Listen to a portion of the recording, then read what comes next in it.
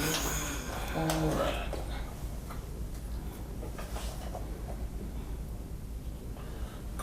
Cool. Can you guys start by, can you spell your first and last names for me real quick, guys? Good. Demetric, Demetric, Smith. Dominic Smith, Dominic. And how long have each one of you guys been in law enforcement or with IMPD? 14 years. 8.5. Dang. Okay. Lifeless. Right on. I guess let me start with, it's almost a week ago now. What kind of started all of this with the video out of Minneapolis. When you guys saw what happened to George Floyd, I mean, either as police officers or just dudes watching video, what did you guys think? What went through your minds? That's not the, well, first I speak from the police department aspect. That's not the proper training I'm led to believe for any agency to deal with a person that's in handcuffs. Once the handcuffs go on, everything else should stop. They can't run away from you, can't fight you, there's not much they can do when they're in handcuffs. Set them up, cross their ankles, and conduct the business like you're supposed to after you get the handcuffs on. Was there any part that, like, maybe you were looking at it from, like, a procedural point of view? Like, did you say, were you trying to understand what was going on with it? Every time you watch a video, the hope is that you're, or at least I know that I try to be a thinker, I try to be logical, and then I try to look at the facts of the circumstances before I begin to put my judgments together about how I feel what is going on inside the video. What was your assessment? And I think after a minute or so too, you have to get woke and understand that having your knee on a person's neck who's in handcuffs is not the right thing to be doing. Yeah. So I'm going to be fiddling around with the camera a little bit. I feel like a lot of people, We're kind of going to go if it's cool with you, kind of go back and forth with you take a question, I'll take a question, or if there's something on your mind, right, I mean, I can, you can answer the same question too if you want to. So I looked at it from law enforcement, and if that was me, even if I was the people videotaping, like as a police officer, once we place somebody in handcuffs, we become responsible for them. We're responsible for their safety, we're responsible for their health and welfare. 9 minutes, like, you can see him deteriorating. Everybody can see that. Nobody looked out for his safety or his welfare, none of the officers. We're responsible for that. yeah. Do what you need to do. If you have to render aid, you do that. They didn't do CPR, they didn't do anything. Just throw him on the gurney, throw him in the ambulance, and drove off. I think a lot of black people, right, especially, young, black people, the people that we're seeing protests now, there's a level of anger that kind of arose. Yeah, of course. Because that's a long time. I mean, when we're out doing our job and we're out working, and the person we have detained, whether in handcuffs or out of handcuffs, and they ask for medical attention, or we see that they need medical attention, we start an ambulance. Yeah. Period. It's that simple. Even if it looks like to us that they don't have, we don't see any symptoms, if they telling us I feel dizzy, or I don't feel good, I feel like I'm going to faint, or my leg hurts, or my arm hurts, you start an ambulance. That's right. Yeah. It's that simple. Yeah. Because rather to get out in front of it, than for the next step to come, and then you're behind. This, just in some aspects, if you get behind, it's too late. After this happened, like, did you guys have friends, family members, anything like that that's like questioning you guys now? Oh yeah. Yeah. Definitely. Yeah. Yep. But most of them ask us, like, can they do that? Can the police officers do that? Right. And like my brother said earlier, all the police departments across the country, we don't do that. Yeah. They failed that. They failed him. They failed the police department. They failed the citizens. They failed the country. When that happened, they failed the whole world. Yeah.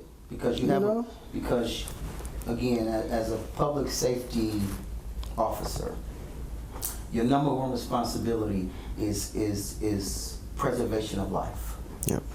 That's the number one responsibility, regardless if a person is doing crime or any type of crime. Your first responsibility is to make sure that person is safe and they get the proper care that they need. The next responsibility is protection of people's property. But, you know. Yeah. So, like, now we're in the, this is a situation that happened states away, right, in Minnesota.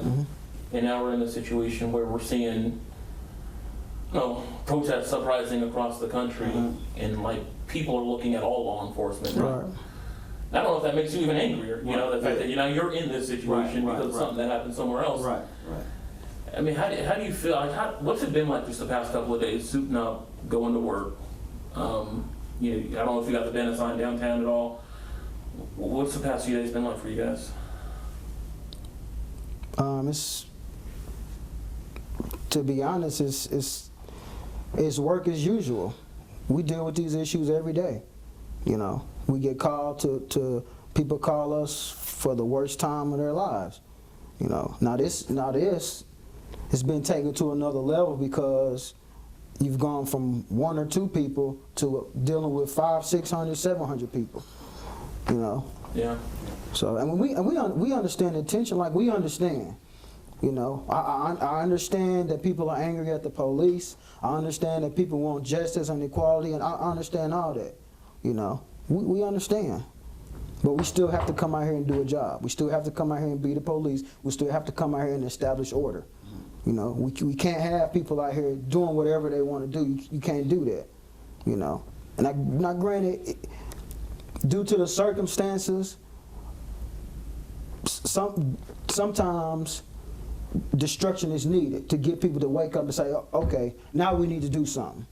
And it shouldn't come to that. It shouldn't. But over the history of the United States, people have had to tear up stuff to get people to say, you know what, now we need to pay attention. And it should never have to get to destruction of property, because at some point we have to ask ourselves, what if we allow people to tear up property in certain areas, specifically downtown? What do we do when the next time something like this happens and we look down the street and the protesting groups who are not for positivity are in neighborhoods? Right. Are in neighborhoods, going for people's houses and going for people's cars. So we have to understand from both angles when some folks say it's okay to damage property, or let alone even hurt people. At some point, we have to say that's although it gets people's attention, it just doesn't. That's not the right way to go about doing that. Martin Luther King, when they were doing the protests and the marches back then, he stood on that. We will not be violent. We will not use violence to get what it is that we need to get done. We won't do that. He stood on that. Yep. So I have a little bit different angle because I'm on ERG. So I was down there from Friday, Saturday, Sunday, and Monday, 12 hours plus every single day. I understand how people feel. I saw the positive protesters, and I also saw the people who were down there to agitate, to inflict harm to people and inflict harm to property. And like my brother said earlier, our job as the police department is 2 things. Again, I keep going back to it. It's people and property. When people and property become in danger, the police have a responsibility to take action, hands down. And some people may not like that, which is okay. But those responsibilities are very clear to us, and it's what we do every day. Make sure people are safe and protect their property. That's what we do every day. When after 3 or 4 days of getting yelled at and cussed at and bottles hauled at you, cocktails, and Molotov cocktails, and throwing rocks and stuff at your car, and people shooting guns, shooting at the police, shooting at 2 other people got shot. Yeah, and I will step outside the box and take myself out of the aspect of as a police officer, but as a human being, that wears on you. Yeah, it really does. Because.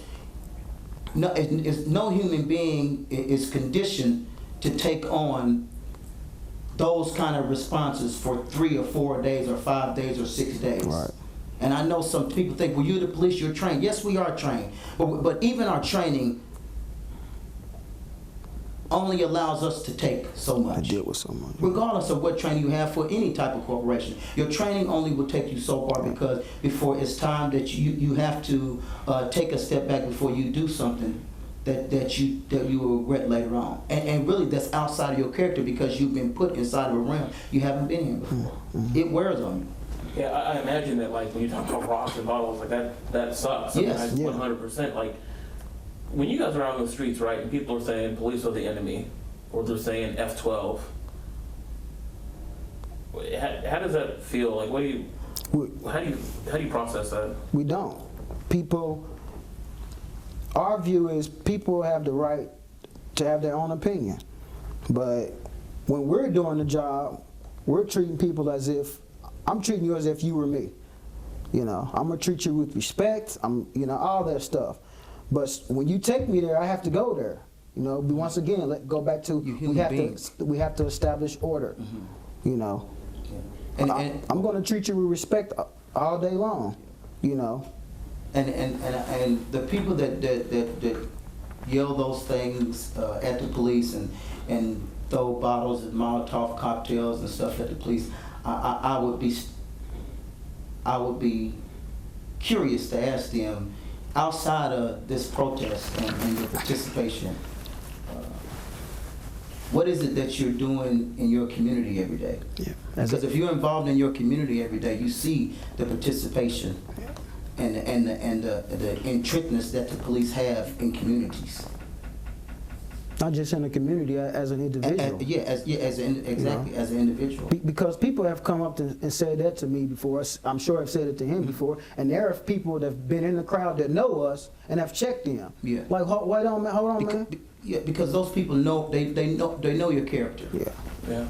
They know us personally. Yes, we grew up here. We went to school here. It's a lot of people in the city that know us personally, and they will tell you we have not changed. We have not wavered. No, we have from not. who we are. We have not wavered at all. No. You know, we have taken what we've been trained to do, and combine that with how we are as individuals, and how our parents and our grandparents and our family raised us. That's right. Yeah, it's a combination. Yeah. It's a combination of things. There's a little bit of not a little bit, but people say that they want police reform, right? That they say that too often police officers go to force, whether it be, we saw it this weekend, tear gas, things like that. Do you guys feel like there are things that police can do better to, just have better relationships with some of these communities? Yes, if you think there's always, regardless of the events that are going on, there's always room for improvement. There's always a time when it's time to change how we do this, and let's do this better for the next time. And unfortunately, sometimes we don't know what those changes are until something happens. Yeah, until something happens. Right. Because you go back and you adjust your training from the last incident, and then you'll come to the next thing, and you'll know, well, let's go back and reevaluate this part of it because we thought it would work, but then it didn't. 100%. What about body cameras, review boards, transparency? I know in the instance in Minnesota, that officer had a disciplinary record, but no one knows about it. Right. Records aren't always available. That's true. But and those things. It's not gonna blow up, is it? No, it's not. No. Those boards and the officer's disciplinary record, those are leadership problems. Now, I saw pieces of the officer's disciplinary record. I don't know if it's true or not, or where the person got the resources from, but leadership and managers, because there's a difference between the two. There's a difference between leading and there's a difference between managing. The leaders have to get ahead of that, because the signs were there. If I discipline you for this and write you for this and discipline you for this, consistent pattern over a year or 2 or 3 years, we have to get woke as leaders and say, we have to intervene before this officer does something that it's too late to intervene. It's already done. Right. And in a lot of aspects, intervene to not only do what's in the best interest of the department, but also try to save that officer. That's right. Because there are things that are going on in his life and maybe on the job that may be distorting his ability to go out and do his work. And that's a danger to everybody. Officers that's working with him, the community he's working in, himself, his family, everybody. Have you guys ever been in a position where, not to out any of your coworkers or anything like that, but have you ever been in a position where, because everyone says, there's a few bad apples, that type of thing. Have you ever been in a position where you're uncomfortable working with another officer, or you saw something that you're like, oh man, I don't know about this? And I think a lot of people that they're watching this Minnesota thing, they're not just they're not just worried about the officer that's on this net. Right. There's 3 other officers that are standing there looking on. You know what I mean? Right. Yeah. Yeah. And I've been in 2 incidents like that, and both times the sergeant had come to the scene, and he pulled me to the side and asked me what happened. Yep. And I told him what happened. Right. Yep. There's no use in lying for it. You got the lady that's the victim right there, the other person that was with them right there. What I have to gain by lying about what this officer done right here in front of all of us? Right. Yep. What do I have to gain by that? Yep. There's nothing to gain by that at all. Because you have to remember, it's bigger than you. Yes, that's right. It's bigger than the department. We have a responsibility for everybody out here. And you don't gain anything by lying. You don't gain anything, because guess what? If you lie the first time, you have to lie the second time, the third time, the fourth time. By that time, it's too late. Yeah, and the truth is going to come out. It is. That's right. And you're going to be in more, you as the person will be in more trouble. Yep. Lying. Especially when you didn't do anything. You were just standing there. There's no need to lie about it. Yep. But even if you did do something, there's no need in lying about it. Rather, own up ownership. Yep. Own. If you did it, own up to it right here, and you lighten the blow. Yep. Then to cover it up and lie about it later on, because the blow will be so monumentous that there's no recovery for you. Because the recovery is saying, you know what, this is what I did. This is what I said. I was angry. I was upset. I was caught up in the moment. A realm of things going on. But I did it, and I'm sorry for that. That is not my character. Outside of all of this, right? Outside of the protests and what happened in Minnesota. Now, are you guys in the same precinct? No, I'm North District. I'm downtown. Downtown? Yeah. What is it like when you're in these communities that don't necessarily like law enforcement? What's it like on a daily basis, trying to police these things, trying to keep them safe, but at the same time, you probably get a sense that people might not always want you there. There's no matter. I'll use this because we work at high schools too when school was in. North Central. Yeah, North Central High School. A prime example there. When we come in there, the kids don't know us. They see police officers. They don't know nothing about y'all work for the police, y'all ain't on our side. But once they get to know the individual, all that changes. That changes drastically. I mean, it just amazes me, and even in some of the neighborhoods, you're always going to have people that don't like you. People didn't like Jesus. Yeah. That's right. He's the greatest man to ever walk the earth. Yep. Everything he done for people. People still did not like him. They still hated him. And here we are in 2020. 2020, here we are. Yeah. You have to deal with the negative to increase the positive. You have to. Yeah. And as long as you are doing right and doing what you're supposed to be doing at the right time and for the right reasons, I think the community will back you. We won't have to speak. No. Or the other officers won't have to speak, because the community will come out and speak for you. That's right. They will. They will come out and speak for you, hands down. Regardless of if you're police or whatever you do, whatever profession that you're in, they will come out and they will stand on that. That's right. Because they know your character. Identification of a person's character is a consistent behavior that you see them doing all the time. Your human instinct will not let that waver in your mind, whether the character is good or bad. It will not waver in your mind. Because you know that. You know this person. You deal with him on a consistent basis all the time. You know that. We just on the North District that I work, our district is heavily entrenched in the community in North District. We put the resources out there. The question is, the people who have a distrust for police or don't like the police, what is your involvement? What are you doing every day? Because the protests are going to end. It's going to end. The question is, when you wake up in the morning, what are you doing to help change the perception of police, to help change the perception in your neighborhood? That is the question. And a question for each of you guys. Is there something that's going on right now, maybe just the rhetoric, the way people are talking about law enforcement right now, that gets under your skin? Like, what was it that you would want people to know, or something that you would like people to correct about law enforcement, or just some of the statements that are being made right now? People just think. Use your brain, think. Be logical, and pay attention to facts. And that's in anything that you're doing, where you're going to involve your judgment or your feelings about things that's going on, no matter what it is. I think if you use your brain and think, and you're logical and you pay attention to the facts, I think you can put forth a good judgment. And sometimes, even then, with all that, you still can get it wrong. But just be open.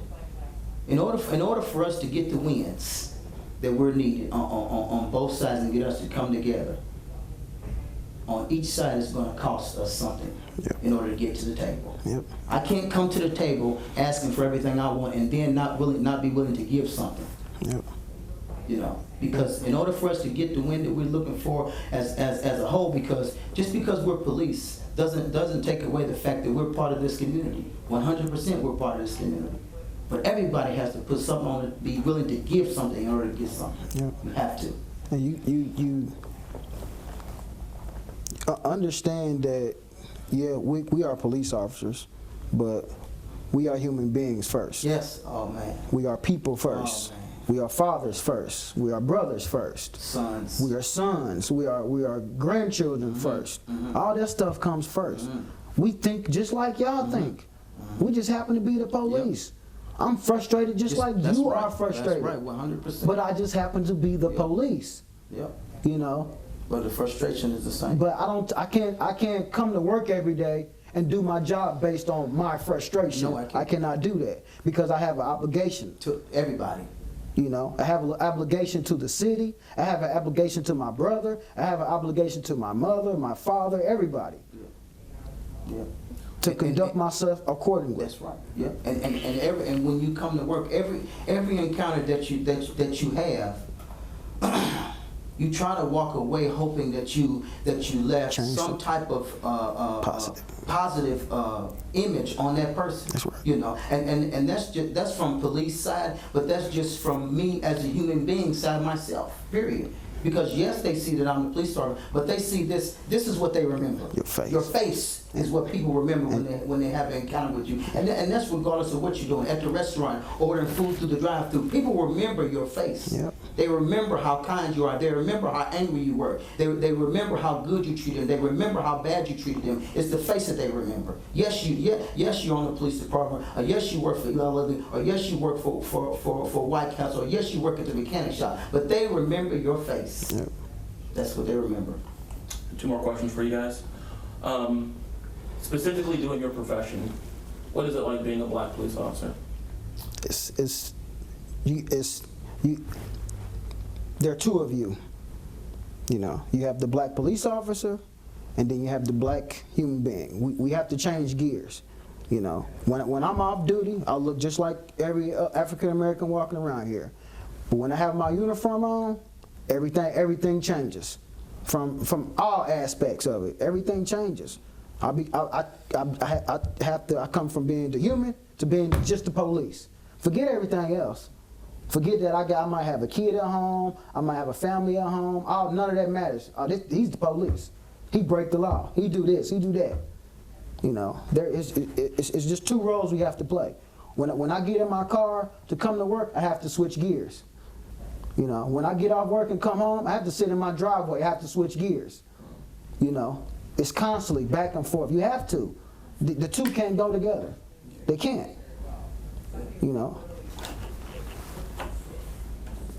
No. Sometimes it can be a challenge because we kind of get it from both all both angles. Yeah, or like my brother just said, from all angles. Yep. With the misuses of force, the brutality on African Americans or people of color when it comes to dealing with the police, and then you get the aspect of how the black community feels about you as a black man being the police. Yeah. You know the saying in the movie Shaft, you too black for the black for the uniform and too blue for the brothers. That's right. You know, but you know, in some aspects, but again, it goes back to the officer, your individual interaction with people. Do people actually say anything to you guys, like negatively, like while you're on the scene? Yes, Oh, we yeah. do. We get All that the all the time. time. Yeah, yeah. All the time. I've been called a nigger. And that's from black people and white people. Yeah, all that. I've been, you know. House nigga, black Yeah, pig, that's all that. right. That's You called right. all That's that right. stuff. You working for the white. You working for the man. Yeah, you working for the white man. You ain't working for us. Yeah. You ain't working for Yeah. our community. You ain't working Yeah. for our people. Yeah, yeah.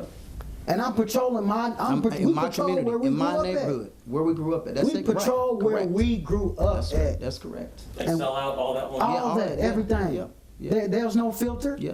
But There's no filter because I'm a black officer Right, patrolling yeah, a black that's- neighborhood. yeah, that- There's no filter for that. No. You probably get it worse. Yeah, there's no filter white for that. officers. And now speaking for all black officers, you know, and that's probably gonna be across the country. Yeah, you go to the white neighborhood, same thing. It's the same. It's the same thing no matter where you Yeah, patrol. yeah. It doesn't matter. But if the officer stands for and understand, you know, those people who say those things, again, they don't know your character. Nope. Matter of fact, they don't know anything about you. Nope. They pass judgment, On your uniform. yeah, on your uniform and based on the character of another person. Again, generalizing, painting a brush over everybody. Yeah. We can't Can't do do that. that. And we've all been guilty of that one way or another. But that small-minded thinking, when you generalize people and paint a broad brush over them like that, that's generalized. You know, that's small thinking. I guess what kind of gets to the heart of everything right now, do you guys feel that minorities, black people, are unfairly targeted by police? When you say police, are you thinking about the whole department? Or are you just talking about, because there's the police, and then there's police targeted by the police as a group, and then there's targeted by police officers. Maybe both. I don't know. I mean, I'm sure that you guys have to put Right. specific staffing in That's true. specific That's true. neighborhoods. Right. But we have. But like unfairly, you know what I Right. mean? Like Yeah. people say, hey man, Yeah, black without- people, they pull, officers, they pull up, they hit me up a Right. little bit. Yeah, I without wasn't a- doing nothing, Yeah. racial profiling. Right, but we can only speak for the Indianapolis Metropolitan Police Department. I cannot speak for police departments across the United States. I would be that would be in a misjudgment to put that in the realm of all police departments in the United States, because I don't know the policies and procedures and of police departments across the United States. I've been ingrained and been taught by what is responsibility as the police officer working for the Indianapolis Metropolitan Police Department, and I will tell you no. No. As a department. Now, you have individual police officers? Yes. Yeah, without a doubt. Because they make those decisions. But That's the right. Indianapolis Metropolitan Police Department as a whole, Right. no. No. Now you know there's gonna be people that are gonna hear that. I understand, That's fine. and that's fine, and that's That's fine. fine. And to those people, I would ask them, when you wake up in the morning, what are you doing in your community? Because the police department is working for, we are working with For the people. communities in Indianapolis every single day. Yeah. Every single day. We have officers dedicated to activities for the kids, activities for the summer, community day, all of those things. I ask them, are you participating? Because if you're participating, you will see it. You will see it. Yeah. If you're participating, you will see that. Well, I mean, what about, I know you said you can't speak for the departments, but what about like people say like racial profiling, man, I got pulled over for no reason. When you look at the numbers, black people are more likely to die in police custody than a white person is. Those are individual officers who are making wrong decisions. That's right. And it affects the whole. It affects us all. It affects- Individual people making wrong It decisions. affects the police departments across the country. Yes, it does. Individuals Yeah. who happen to be working for the police department making bad decisions. That's right. And it becomes the responsibility of the leadership to deal with those people accordingly. That's right.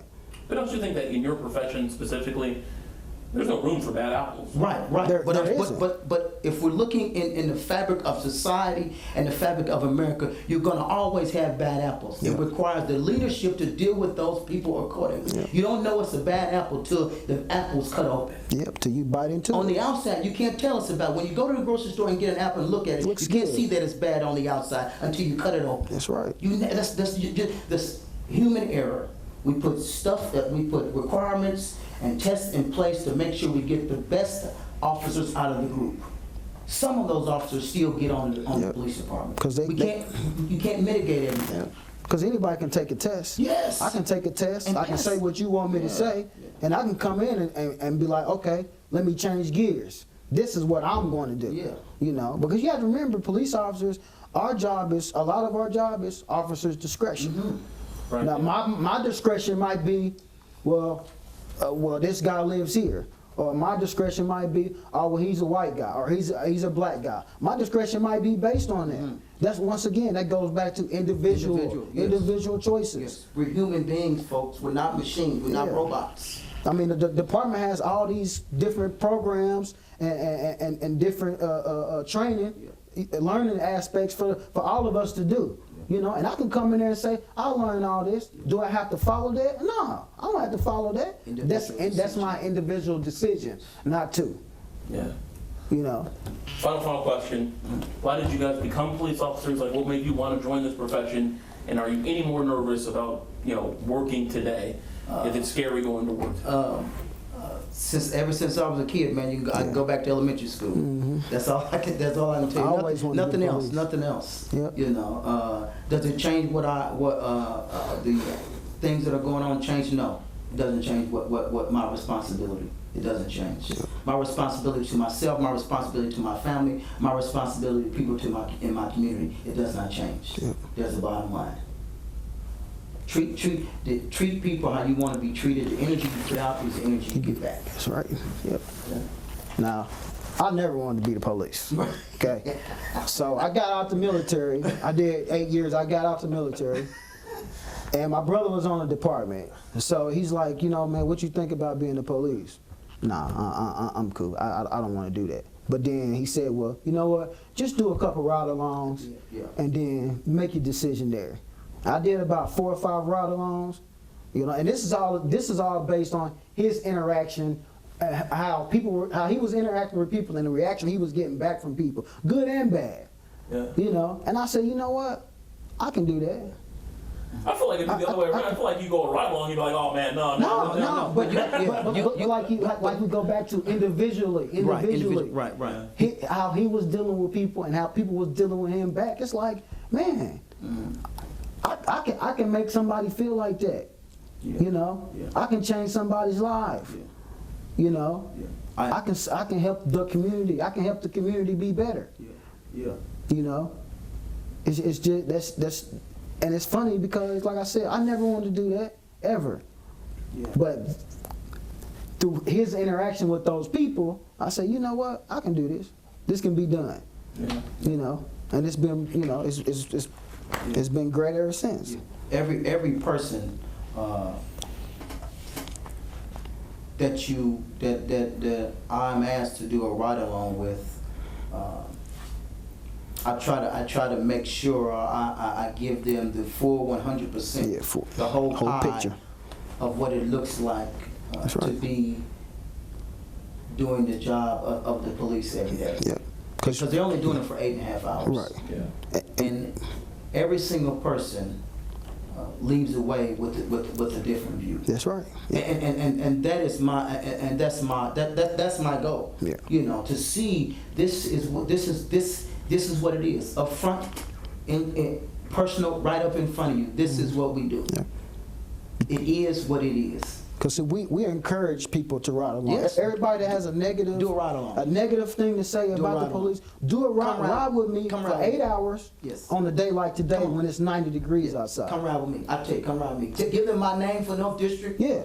Tell them, no, I'm serious. Yeah. Give them my name and tell them you want to ride with me, and you come. I'll let you ride with me for 8.5 hours. That's right. And protesters, anyone? Anybody come on and ride. You can ride. Come on and ride. I guarantee when we're done, I'll change your mind. Even when I was downtown Saturday, I had a group of 6 people come talk to me. And they videotaped, and we sat there for a good 30 minutes. You know, and I answered everybody's questions.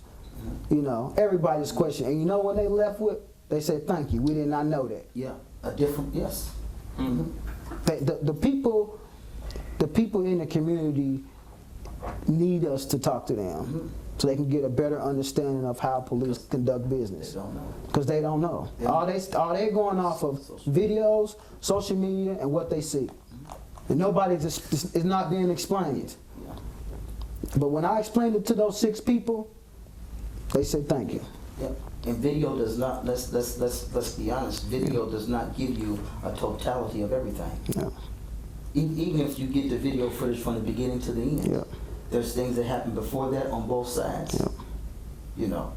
And then there's things that happen after that that's not recorded on video. We have to, video does not give us everything we're looking for.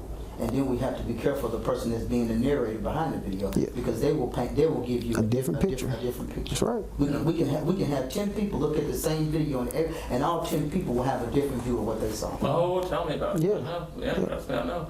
But you know, because of the position you're in. But your average citizen, Don't know. they have no understanding of it. Yep. You know, they have no understanding. And remember, when people do ride-alongs with us, we have to, once again, we got to go back to playing both sides. We have to give them, from the police officers' standpoint, and being a black police officer, Who I am. and who I and then we have to go to who I am as a person. So you got to get 3 lessons there, all within the 8 hours. Yeah. You know, and all that comes together to say, okay, man, that is a great police officer. Just like an athlete. Yes, You right. can go out there and score 50 points all you want to, but when the media come talk to you and you talking crazy and your attitude is whack, guess what? Nah, man, we're not talking to him. We're not gonna talk to him. I don't like that athlete. Right, yeah. Yeah, he scored 50 points, but his attitude ain't good. That's true. You know. Because his play is different from from the character, Yeah. the person. Yeah. You know. Fellas, I'm almost done with y'all, man. I appreciate it. You want to switch seats with me real quick? I just want to get a couple shots of them, but I want look at him, like pretend like he's here. And you got any questions? Oh, man? okay, gotcha. Yeah, I'm gonna swing around, have a couple shots of you guys. Man, if you want to go back to that corner just a little bit for me. Yeah, I'm good. Yeah. Oh, okay. And you can scoot in. Right here? Do the fourth one, yeah. Gotcha. Anything, if you think I didn't